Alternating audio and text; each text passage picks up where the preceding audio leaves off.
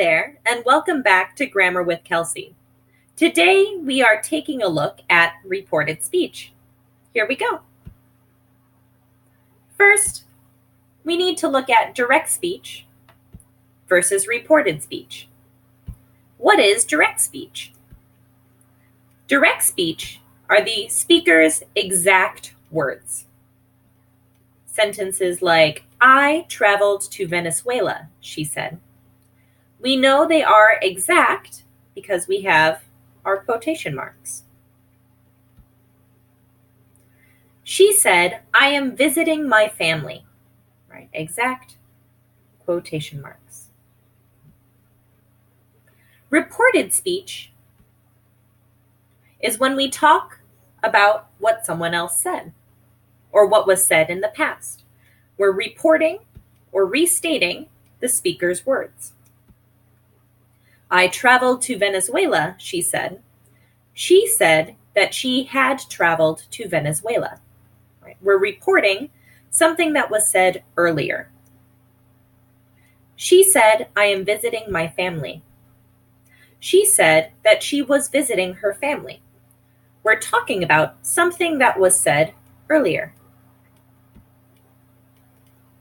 Okay. So, the first thing we need for reported speech is a reporting verb.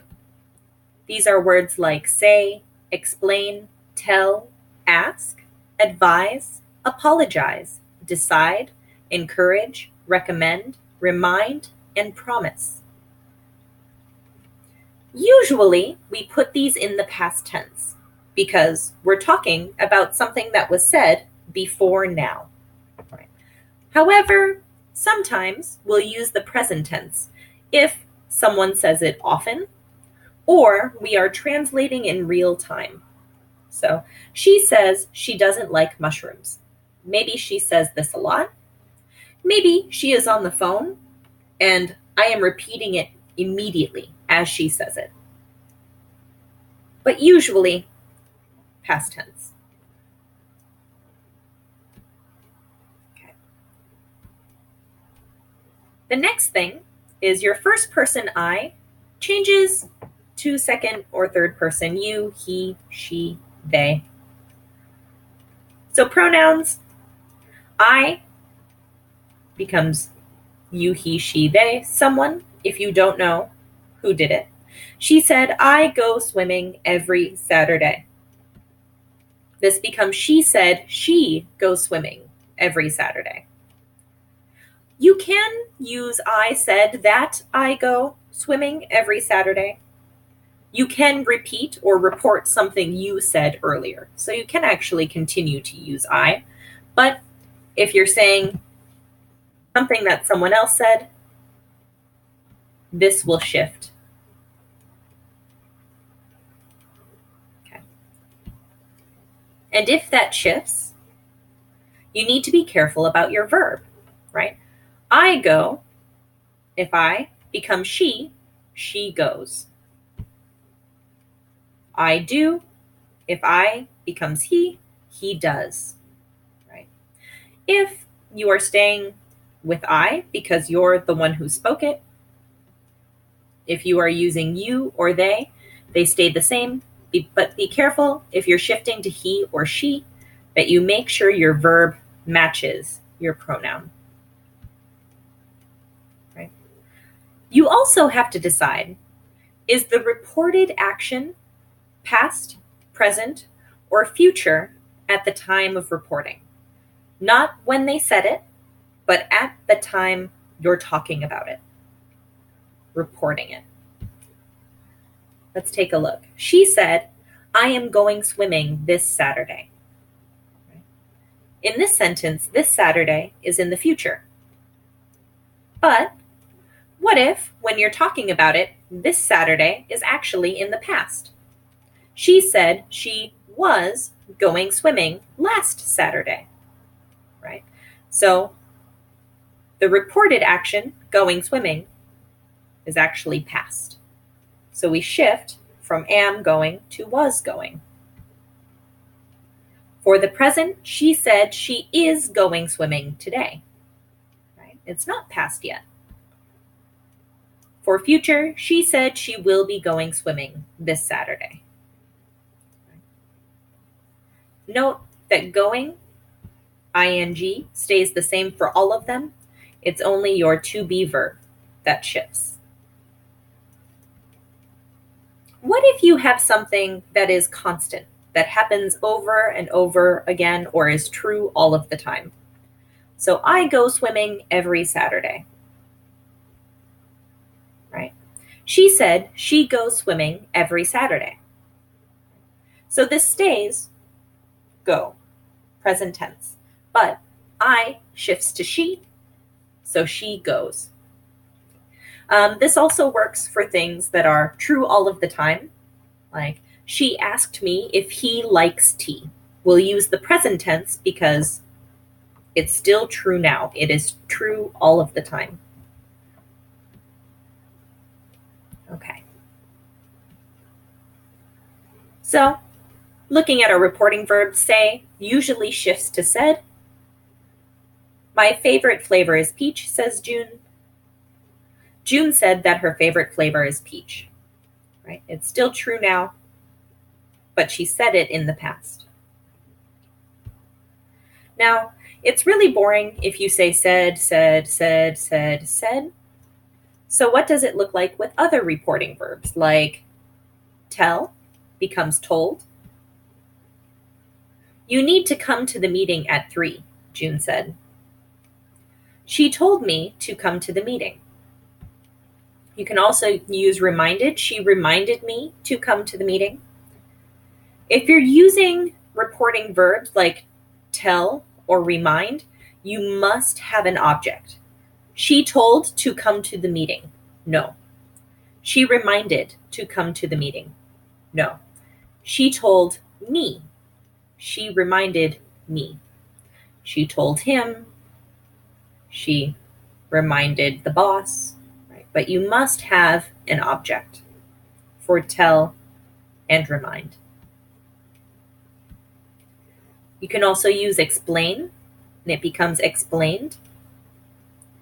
The plastic goes into the green trash can, but the paper goes into the blue one. They explained that the plastic goes into the green trash can while the paper goes into the blue one. Right? The same, except if you're using explained, you do need to pair it with a that or a how. What are they explaining? They are explaining that. They explained how. Your they and someone are good replacements for nouns you don't know, right? We don't know who said this. In fact, it might be a piece of paper, right? The note explained, the report explained. So this can be an object. It doesn't have to be a person. Okay. Now, if you don't know if the action is past, present, or future, we tend to default to the past. So everything shifts back. Future shifts to present, right?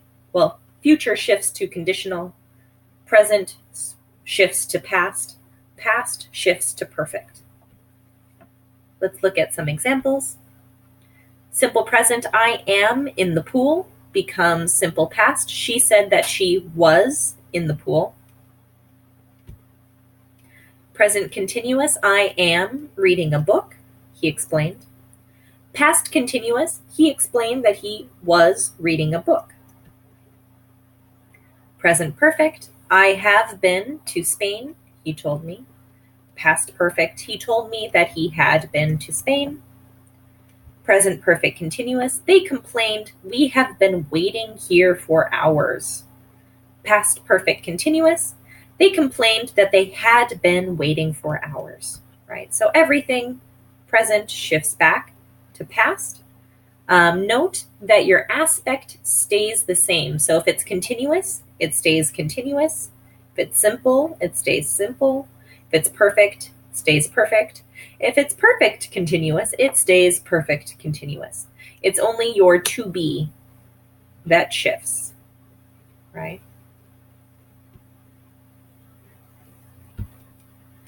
Simple past, then. We talked about present. Now let's look at past and future. Simple past shifts to perfect, more past, right? Bill arrived on Saturday, he said. He said that Bill had arrived on Saturday. Past continuous, we were living in Paris, they told me.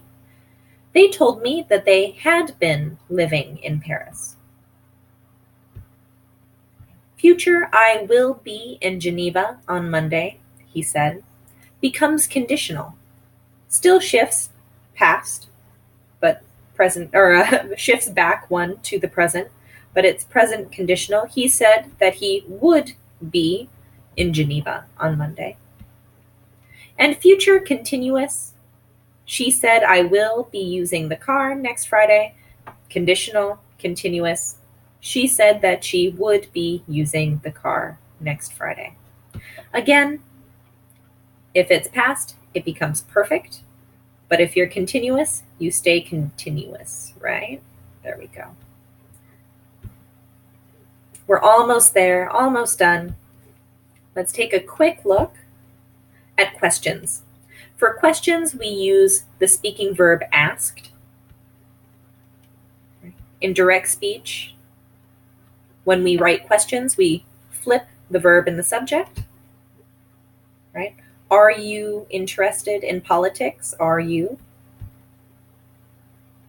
What is your favorite food? Is your. Okay. However, when we do reported speech, we return to statement order. And if it's a yes or no question, we use if. This should sound a lot like indirect questions. Right, so back to subject verb. He asked her if she was interested in politics. She was. Her answer is yes or no, so we need that if. They asked me what my favorite food was, right? Food was. Okay. Woo, that was a long one. But that's it. Have a great day, guys.